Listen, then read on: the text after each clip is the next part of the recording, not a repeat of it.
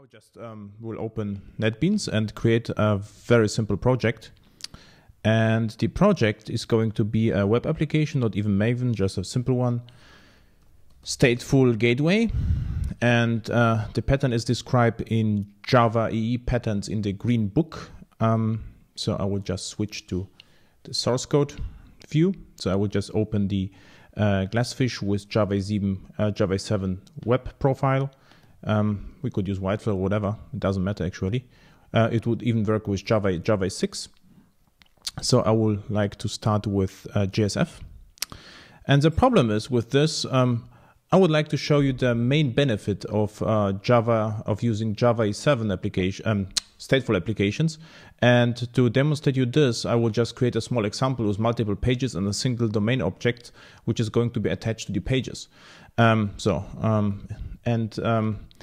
It is hard to explain because for very simple applications, it's very easy to achieve this the same goal with stateless applications, and the more evolved the domain logic gets, the easier you will see the benefits of stateful applications. So let's see whether it actually works. So I will just run the application and deploy it on Glassfish, and if it works, would be nice. Hello from Facelets, nice. So then I would like to start with an entity, and let's call this airhacks session, and package is going to become airhacks. Skip the project. The project could be QA, why not? Business and business. What the package sessions and entity. And the airhacks session is going to be an entity. So I would like to import the entity. And what we need, at least a view attributes. So I would like to use a name attribute and a duration attribute. And probably the name, let's say the name is an ID. We need a primary key, at least one. And let's say, I don't know whether we need it or not, but we just put a description here. So, and then I would like to create a constructor. Actually constructor with all attributes, because ID is going to be, is a business attribute. So, and getters and setters this time. So we have the airhacks session, and what we need is the airhacks gateway, and the gateway is going to be a boundary.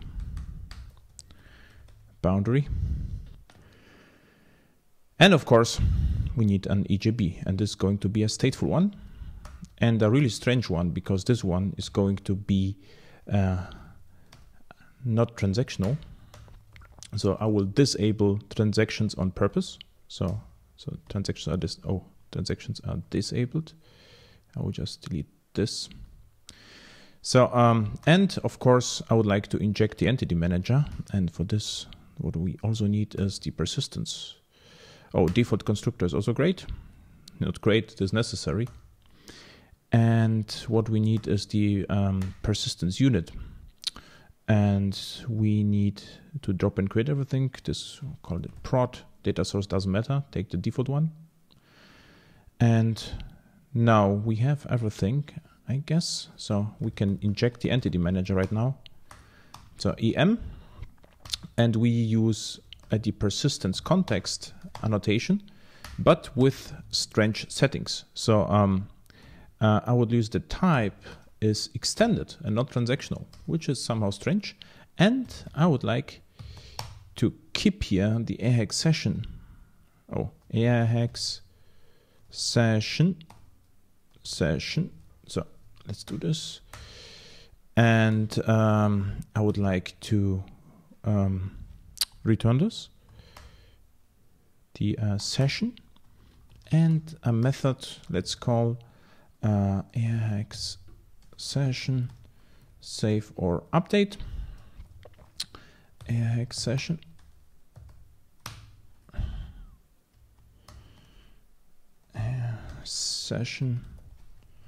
and we will use the method merge. So entity manager merge session, and we have to remember the session here, and we can also return the session. So I think what we also need is the save method. So save, and save has transaction attribute.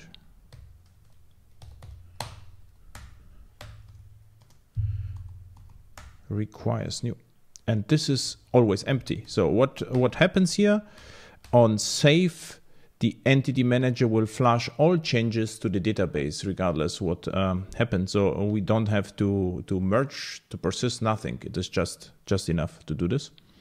So get session, save or update, and yeah, this is all we need, I think. And what we can also do, we can implement a method for free. We call this undo, and what undo does is this em.refresh and the session. So looks nice. Hopefully it will work. So what we also need, we need a class. I will call this session presenter, and the session presenter is not in the business tier, rather than in the presentation tier or layer. And the session presenter is going to be session scoped. Doesn't have to be, and doesn't even have to be session scope, so we can go with model.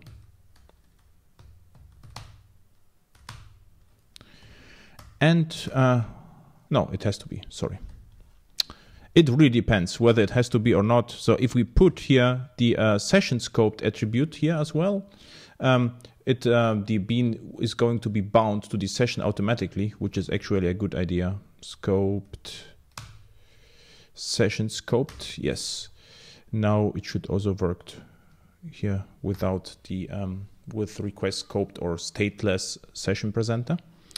And what we need here is a method at inject, airhacks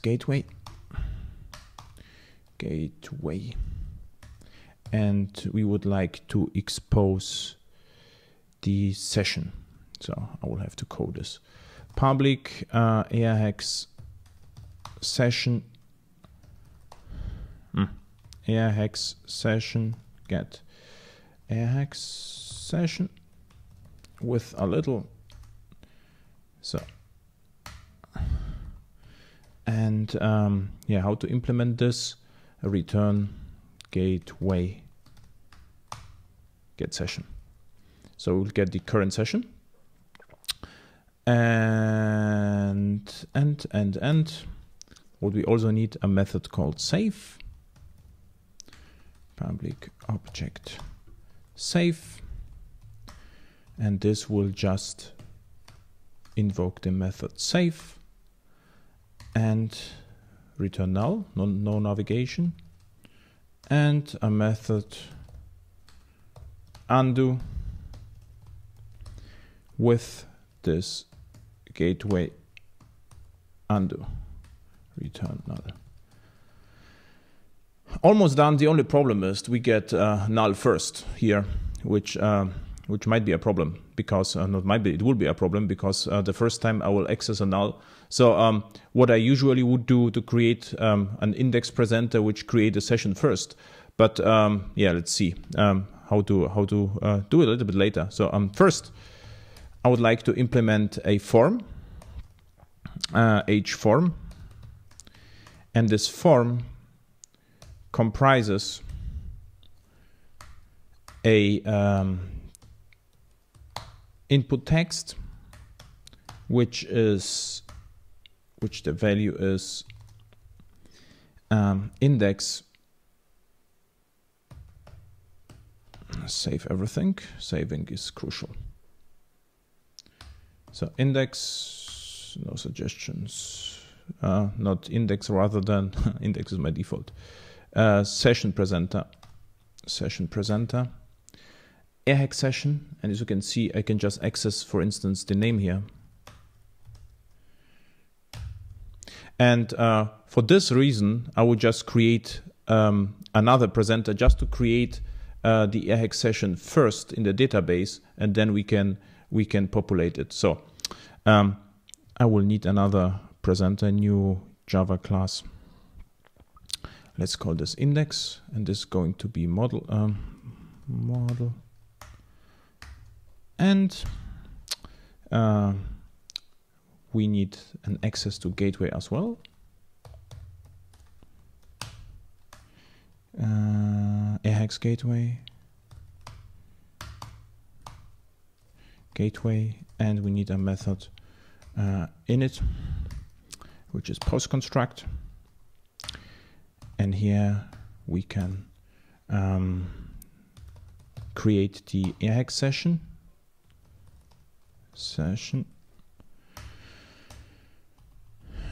This session equals new airhacks session. And here, so this is an exception from the rule because our database is empty. So I'm creating the whole application from scratch. Constructor. Oh. Getter. Airhacks session. So we get an empty one. And we need a method save. We need a method save, which returns object save. And this is actually easy. This gateway save or update session and return not null, rather than we need the next page, and the next page is going to be, let's call the page name, because we would like to edit the name. So what do we have here? So now index session name, call this name, description,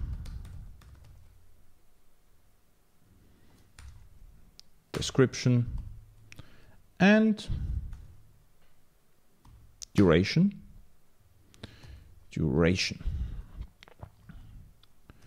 And of course, a wonderful breaks. And big button, save, action,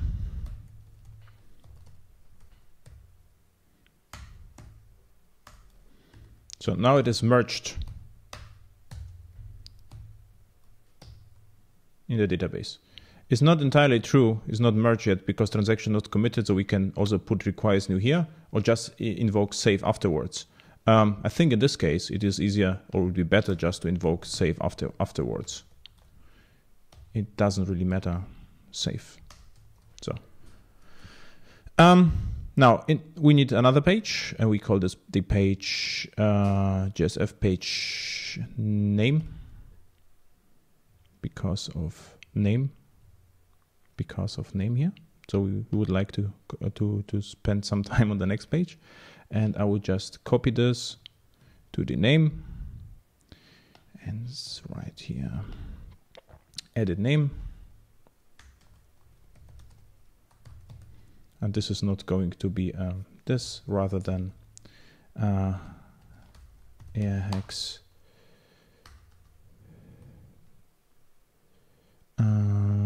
session presenter, sorry. Session presenter and airhacks session and name. And I will just copy this, and this will be now always the same.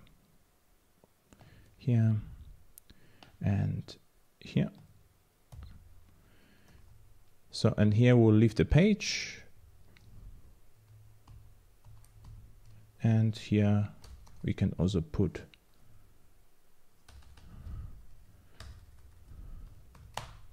session presenter save and session presenter undo. I think we have undo. So nice. So what happens here? It is saved, and the session presenter, let's say, navigates to the next one, and the next one is going to be, let's say, duration. So with the same story, new page, let's call it duration. And the duration page comprises the same content as the name. So this why I can copy this. So what I would like to show you a basic flow, and imagine a complex domain object model, and on each page a part of the object can be updated. So this is actually the whole point of stateful applications. And the interesting part is I'm just exposing the domain object directly without any DTOs and nothing. It can be lazy loaded or not. So it is just is managed by the entity manager. And so this was undo duration, and just to show you, I would like to go back, and I think I just can say here back. So hopefully it will work. So what we have here, index. We use the somehow different presenter because we would like to create the object first. So index session name. So index will create the entity which is not managed. Save will pass the entity to the entity manager and is going to be managed, and save will commit a transaction, and then we'll end up in the name GSF, and the name GSF would be able to update the entity, and the method save. The method save will just commit the transaction, whatever happened, and we will end up being in the duration, where we can update the values and just go back to the name. I'm not sure whether this is the right syntax, but I hope so. So now let's see whether it works.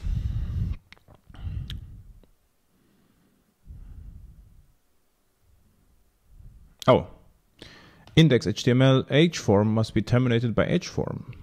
Hform must be terminated by hform. And I think, is this the problem?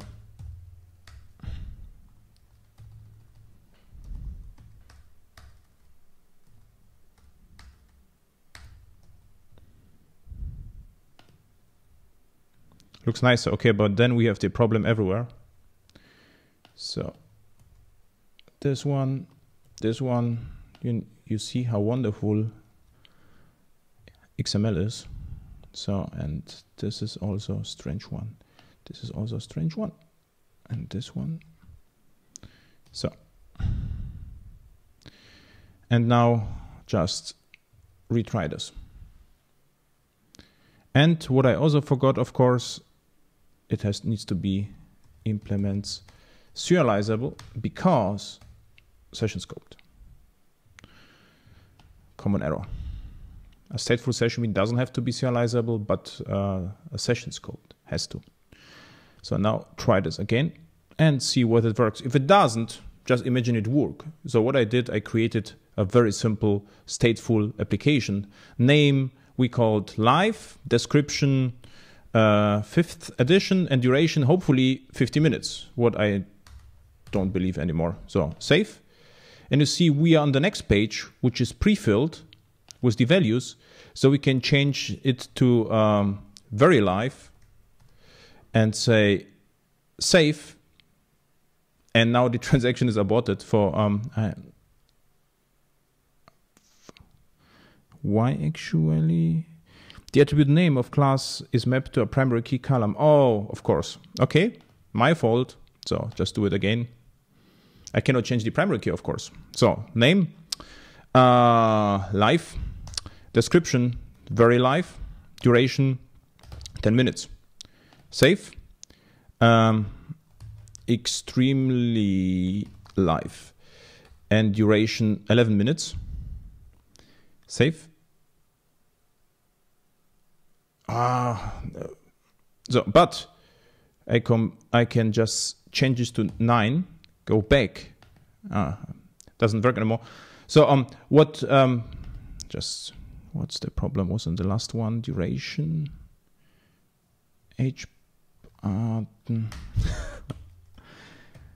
Form, you see. the next time I will prepare an example. It would be probably better, but a little bit more boring. So the last time you will see the wonderful stateful application. So name, Mondays, description, very live, duration, 30 minutes, save, very live Mondays, which can change to 20 minutes, save. Now we are on the last page, very live, which we change to prepared works better, back. And now I can click undo, and what you see, the contents are replaced by contents from database. And I would argue such a thing, so this is a very simplistic application, but imagine you have an object graph with entities, with behaviors, and then stateful applications become very easy to implement because you don't need any facades, use case facades or whatever. You just expose your true domain objects. Actually, we spent, I think, at least 3 hours at the regular airhacks in Munich discussing such a kinds of applications, and so certain applications just are easier to build in stateful way, but then you of course has to perform lots of stress tests, because what can happen, you just your session can consume too much memory. But so I just wanted to show you how stateful applications can feel like, and just imagine how stateless application, how much code it will require to build similar stateless application. Okay, I hope it's a little bit clearer right now, and yeah, see whether we have any questions here. No questions here, and in Twitter, no questions. So everyone is absolutely happy with the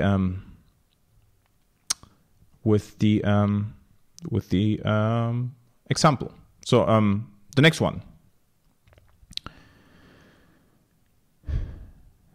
The next example is boundaries intercommunication restrictions in Java EE. And interestingly, there was somewhere, there was some Stack Overflow even discussion. So let's open this. And there were questions. Why communication between boundaries is forbidden? And the answer is not a technical one. So so therefore I would like to show you why I don't like. Also forbidden is nothing. So actually you should be never dogmatic in software development, but why I don't like it. So or I don't get it. So the following idea: if you get a use case, so just use case, user stories, or whatever is hot right now. So and the use case is, for instance, order book, or register to a workshop, or I don't know, go home. Then what it means is each interaction between the actor and the system, the boundary, is actually a transaction. Why? Because the user pushes a button or does something. Either the user does something or not. It cannot perform half operation, right? So it doesn't work that way. So if the user does this, then it does this or not. So what it actually means, each interaction between the presentation is actually not the user, it is the presentation. It can be REST, JSF, or whatever. So each interaction with the backend requires a transaction, which actually happens to be a method, here, method on a boundary. And because each interaction between the user and the boundary is results in a method, there's actually no way that this method could call this method, because what it would actually mean that the user performs two interactions at once. Okay, this is actually the reason why cascading of boundaries doesn't make a lot of sense from the business perspective. From the technical perspective, it would even work, because the boundary comes with default transaction attribute, which is required, so you could cascade boundaries. But if you have a boundary here, and you would like to reuse functionality between boundaries, what I suggest you, rather to do this and invoke this boundary directly, I would rather extract the interesting part to a control, and the boundary could call the control here. Okay? So this is actually the reason why I don't like a boundary calling another boundary. and don't like means if you would like to do this, just do it. So nothing will happen from the technical perspective. But I would rather say if you communicate a lot in this way, something is wrong with your component structure. Okay, so I hope it's clear, absolutely clear right now. So if someone likes, just answer the question in Stack Overflow and earn some credits, points, or whatever you get. Okay, I hope the question is answered. So I would just look briefly at the chat. Oh, pretty quiet, which is good news. So next one, perfect. The next question is, how to learn Java SE and EE? Email from Seti. This is one of the airhacks attendee. Nice student and very eager. And this was a Java beginner. And I get the question a lot, how to learn Java SE and EE. And so what I don't believe is learning something from books.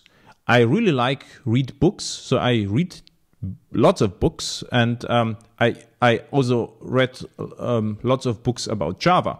Different books at the beginning of JDK, and actually I'm still reading Java books just for fun.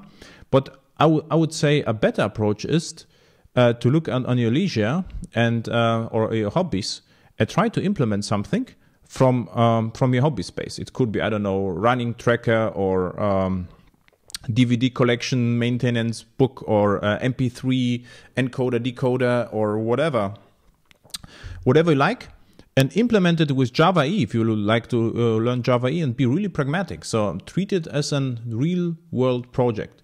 So my problem is my open source projects tend to be a little bit over-engineered because it's my playground, and my commercial projects are then rather boring or simplistic, which is, I think, a good thing.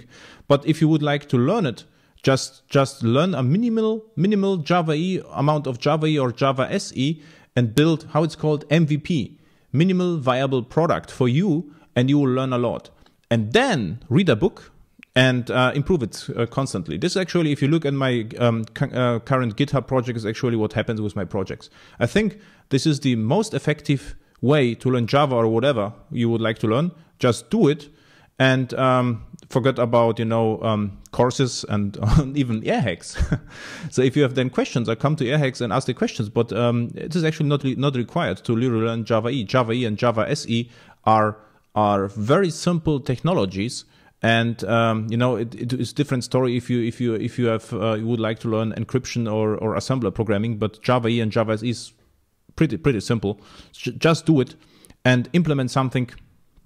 Something from your hobby space. So this is what I would suggest. And actually, there are several airhacks attendees. There were no architects from major companies, and I ask you asking interesting questions. Why you need this knowledge as an architect for the company? And told me actually what I'm doing. I'm building an real-time online game with Java EE, and this is why I would like to know this. And it's not required for my job at the company. So it happens a lot during the airhacks show.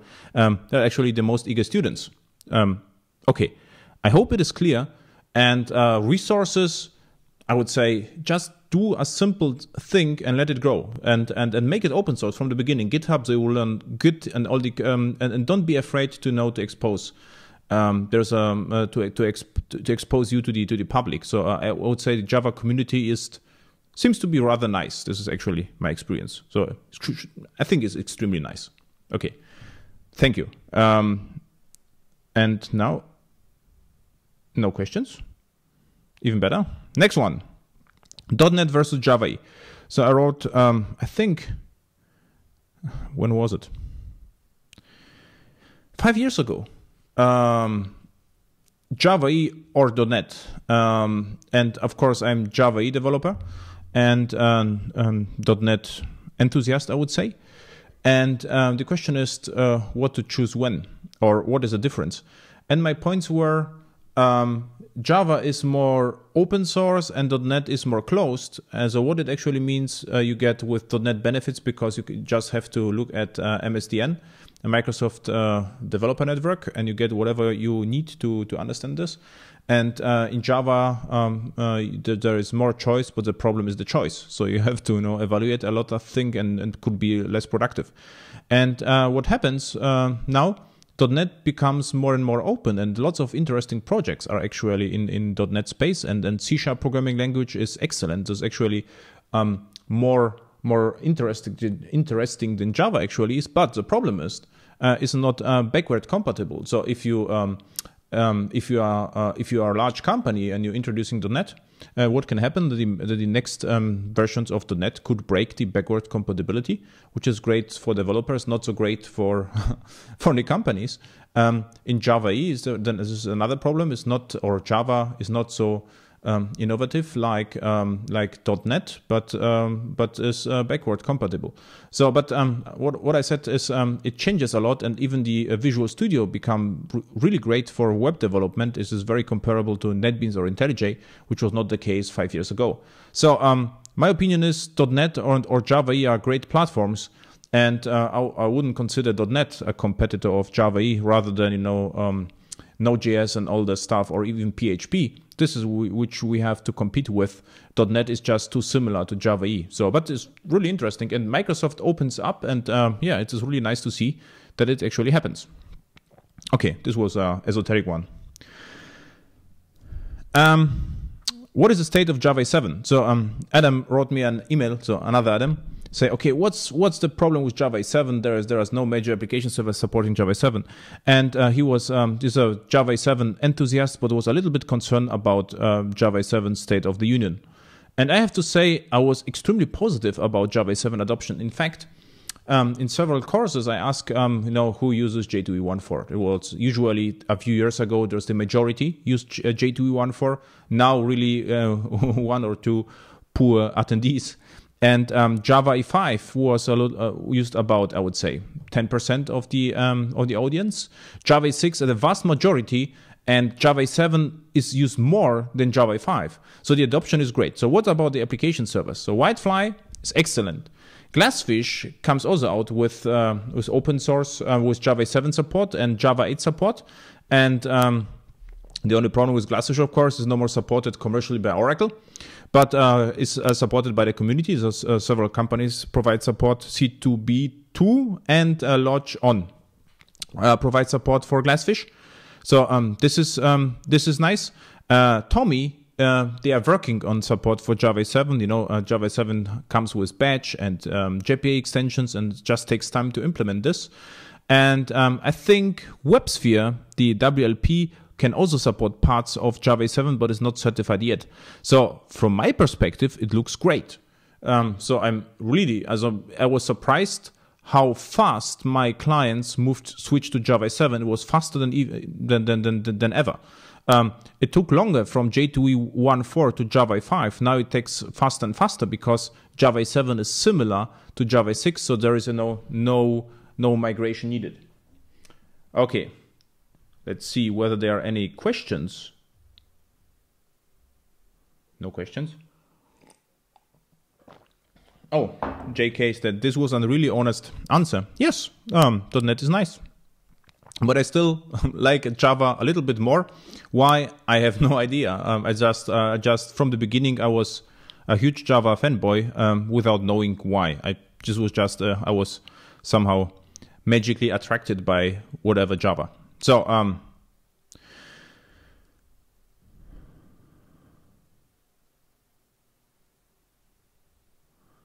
okay, this is hard to say. Nadir asked me, hi Adam, I just wondered why JSF visits rendered methods more than one. What is workaround for that? I actually knew that, and we had the problem in a project, and I forgot actually the workaround. There is an issue, and I forgot the answer. So this is what I can tell you. I have to look it up, so sorry for this. Probably if someone can answer this, so just go to chat or answer this in airhacks. Not in airhacks, in chat. So, interesting one. Cancel versus cancellation and when get and post. So Frank wrote, I think, a comment.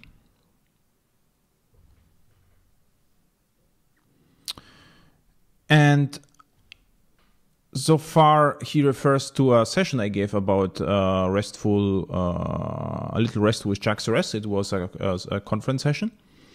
And what he asked was that I mentioned don't think in actions, think in resources. So instead of using cancel, use cancellations. And what I don't get is like, but what if there is no resource? And his argument is that if he's talking, I want the server to send a test mail. But even if you are the server and you would like to send a test mail, mail is still a resource. So nothing will change. So I would just model like, there will be not, send mail.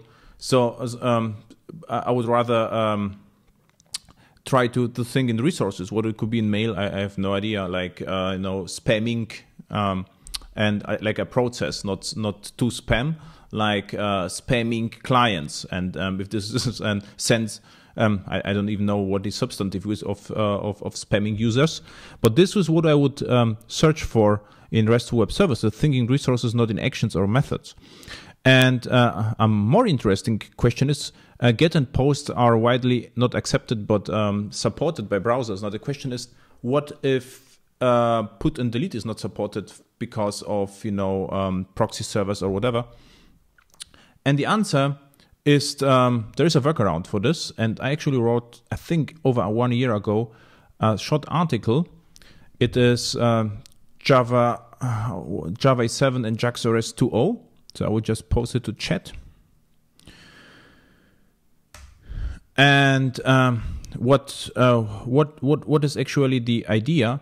What you would do is you can set a header with the name xHTTP method override and say, I'm sending a post, but then I would rather, but this is actually a put or delete.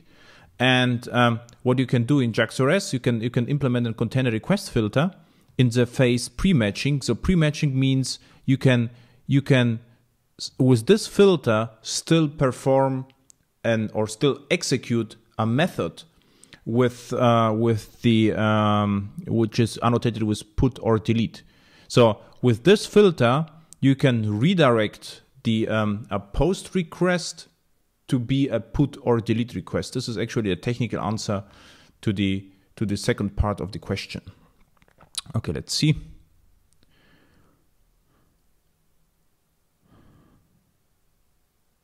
Okay, Taudo Wenzel, Gango 5. No, yes, Gango 5.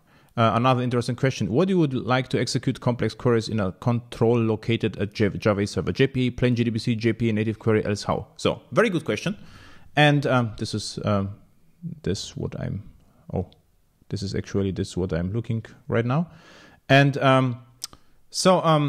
I actually was about to write a blog post about this. So what I wanted, the title of the blog post is going to be something like business logic considered harmful. And why? I think right now, what is no more needed is to separate the business logic from the technical aspects, because there are actually no technical, just looking at the chat, there's 3 modes down, but it isn't. There's no more technical aspects in Java EE. What we get at most are annotations. So there is no reason to separate between business logic and technical aspects. Now, I would consider SQL as being business logic. So if you have Java code and then SQL, what happens if you just put your SQL queries everywhere? So what happens then? You get duplicates at some point of time. If you get duplicates, the Sonar will probably scream. And what you have to do then, you have then to extract the common queries to a single class. Would be usually a control, or could be boundary, but could be usually a control. And this control will implement a query, but I will never call the controller DAO. I would just name it after the responsibilities. For instance, I don't know, session finder, for instance, in our case. Okay. I hope it is clear. So usually it is a control. If the query is complex, it is complex. Like if the business logic is complex and the control becomes too long, just just split it, divide and conquer. It's the same true for SQL. Should controls have remote interfaces? No, only boundaries can have remote interfaces. Hey, we got lots of questions from Twitter, so interesting. So, next one. So this is the article. So here's my post. I should suggest some good resource how Java E container operates. So, and my only resource I have is this spec. So the great story about Java E, we have free documentation for everything. And this is actually a stateless session bean lifecycle diagram from the EJB 3.2 spec, which is you can download for free. And as you can see, it clearly states what happens under the hood. So the beans does not exist, and then its constructor is called. Then dependency injection is performed. Then post construct is called. So we learn that it's actually a bad idea to do something reasonable, meaningful in constructor. So you shouldn't use constructor, just post construct. But this is actually the resource you should look at. This is the spec, and how to find the spec. So what is actually the number here? 3445. So what I actually did, go to jcp.org and put 345 here.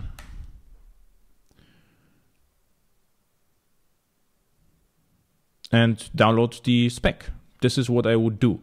And by the way, shameless plug, but in the first 2 hours is actually what we do at the Bootstrap workshop, the very first day. Okay.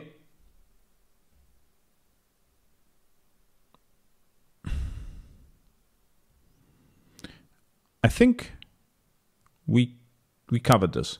An interesting or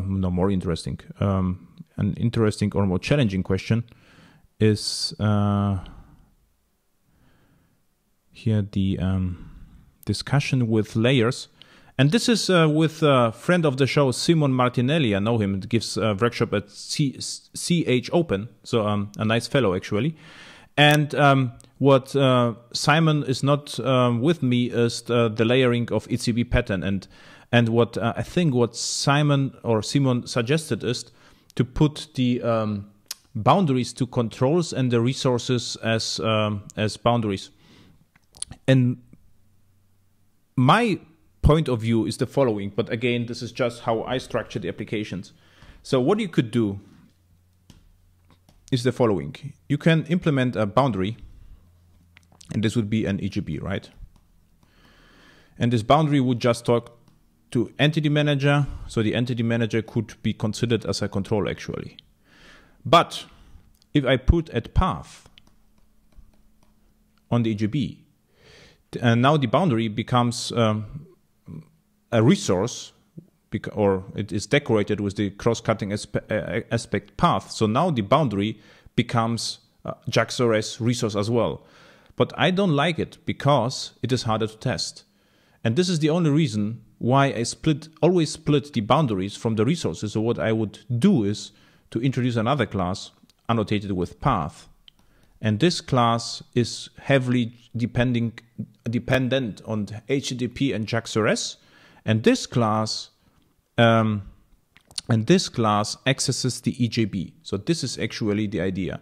This add path accesses the EJB, and it was split because it's easier to test. So this is actually usually not unit tested because there is no real behavior. So it is just integration tested or system tested. And this EJB can contain real business logic. So then it is going to be tested. So this is, and what I think what Simon would like to have, that the EJB becomes a control and the boundary is the resource.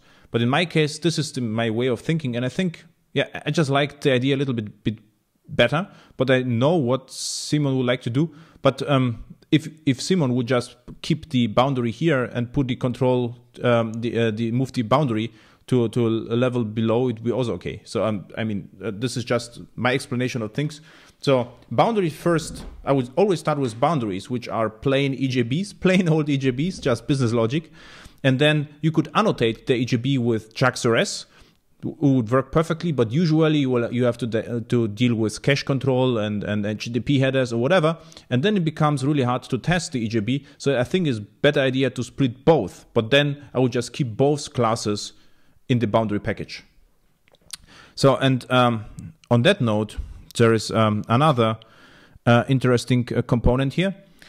Technical layer, business layer, and we had a way ago I gave courses for Sun Microsystems, and there was always discussion, what is the difference between tier and layer? And this was prior, the whole Java 6 and Java 5 discussions, or the old days of enterprise Java. Tier was physical, was usually machine, and layer was logical. So, and what I'm using in my examples is the naming from the old Sun stuff, because it happened to be a standard. So I always, even in my examples, what I'm using is presentation, business, integration. These are the old tiers from Sun. So the presentation contains JSF, for instance, and the business would contain the business logic. This is actually the basic idea. So the first tier is technical. Then we get the component. In my case, is always business. And within the components, I'm using technical layering, which is boundary control entity. And the only reason for this is it is always the same structure. And it is easier to track the dependencies with Sonar, for instance. Okay. Okay. I hope Simon is happy. Simon, are you happy?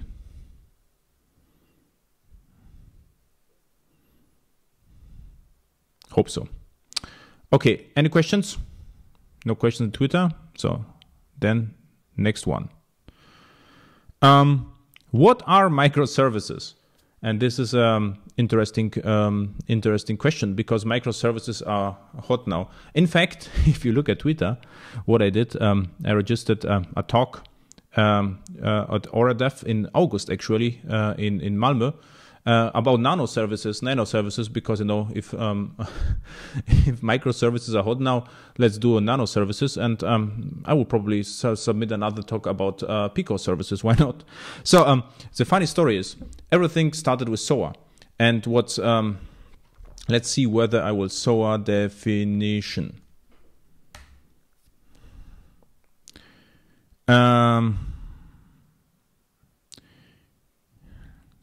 Why it's SOA definition?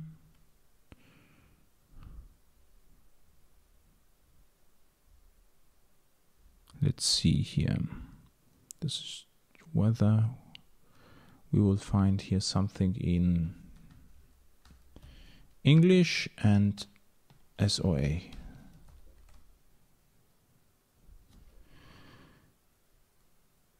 Service-oriented architecture.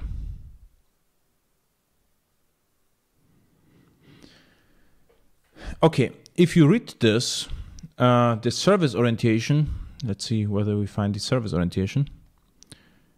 So, it's a design pattern to build computer software in the form of services, to automate business logic as distributed systems.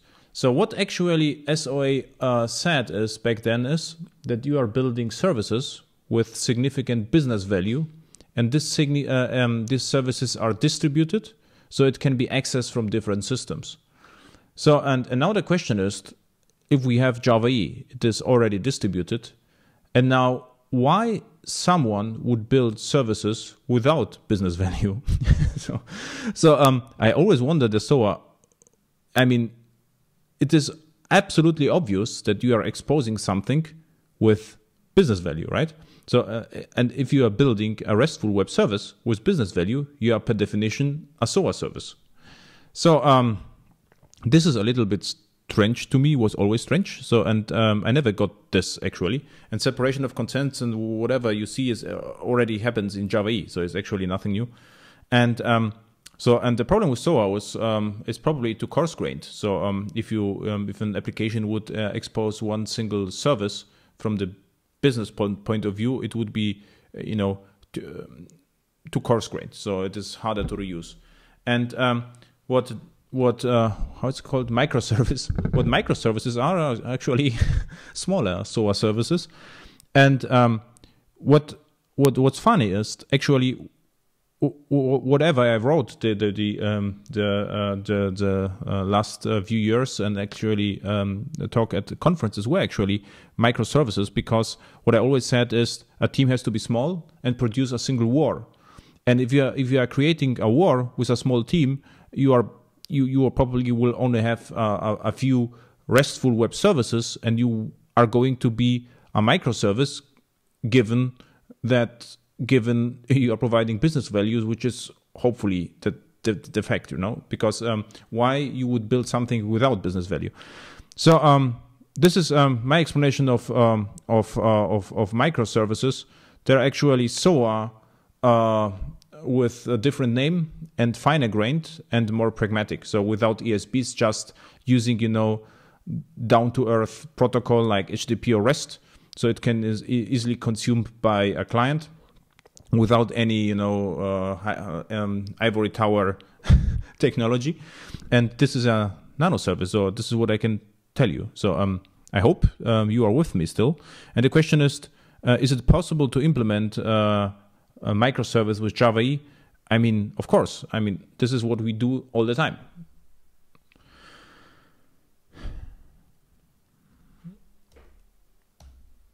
So let's see. Where are my questions? So microservices, of course. Are there any improvements on implementing the good old design patterns with J7 and Java 8? In fact, they are, because what we do in the architecture day, I have one slide with all Gang of 4 patterns, and we go through all the Gov patterns. And what happens is most of the creational patterns or behavioral patterns can be replaced with a few annotations. For instance, usually you can replace all lookups, all factories, abstract factories, with producers. You can replace the bridge pattern with a stereotype and alternatives. You can replace the strategy pattern with a single qualifier. And you can replace the singleton pattern with singleton annotation. So, all the patterns are still in place, but there is no more implementation because they are part of the platform. Or the good one as well, observable, becomes just an injected event. So most of the patterns just are part of the platform right now, and no one, I think, will call it Gang of 4 pattern anymore, because if I just use producers, I will never call it factory, it's just producers. So the difference between path and stateless. So if you just put path on a class, it is just JAX-RS resource. It doesn't as a standalone API resource. If you put stateless on it, it is the lifecycle. It becomes an EJB with the lifecycle of an EJB. This is the difference, and the usually some application servers support the add inject dependency injection then. So if you put add request scoped or session scope or stateless on a path, it becomes a managed bean, a CDI managed bean, and then the dependency injection works. And add path would even work on Tomcat on a web container without any CDI support. So, and someone asked, how do I run integration tests? This is a simple one. You have to run from the command line maven failsafe. Invoke not maven test. It doesn't work. What do you have to do from the command line? You have to do maven failsafe integration test. This is actually the answer. Yeah.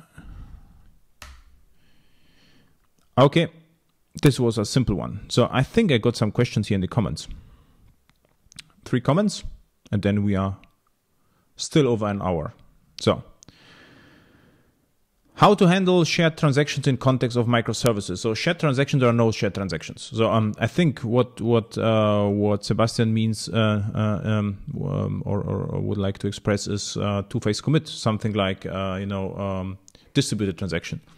And you could implement this, passing the transaction ID over JAX-RS services, but it's a really bad idea. I think the only way to do this is to rethink the business logic. So instead doing everything on one go, you will have to try to order the book first. If the book is not available, ask the user what to do. Not try to book and ship and pay everything on one go. This is the only answer I have. And we also discussed in the architecture day a lot exactly the point about transactions. How do microservices differ from SOA? In my eyes, there is no difference. So SOA was just same old architecture. So there was actually, in my eyes, nothing new except some vendors wanted to sell some interesting products, but or interesting, less interesting products. But microservices, I would say, is just if you're building something valuable to your company and you're a small team deploying one war with a limited functionality, you have a microservice. How to handle cross-cutting concerns in microservices like authorization. So this is actually easier to handle. There are multiple tools, and the most famous one is OpenIDM. As from ForgeRock, it is an old Sun project with single sign-on, SSO, single sign-in, single sign-on, single sign-on, SSO. And there's also OpenID as a different project supporting this. And because microservices are usually JAX or REST services, it is actually relatively easy to implement. Yeah, and someone answered the question. So this was, which I appreciate, is actually my opinion. So I think we answered everything, right? No questions? No questions? No questions. Then I would say thank you for watching. See you in September, and or an upcoming September or December. Actually, this is where is my workshops page. Workshops. So there are two special events, one about testing and another one about how to be even more productive with Java 7, with Java 8, with strange stuff like concurrency, eliminating even JPA with lambdas, stuff like this. And the regular airhacks in December. We are already sufficient registrations to all slots, so the workshops will take place. So thank you. See you in projects or upcoming workshops. Thank you for watching, and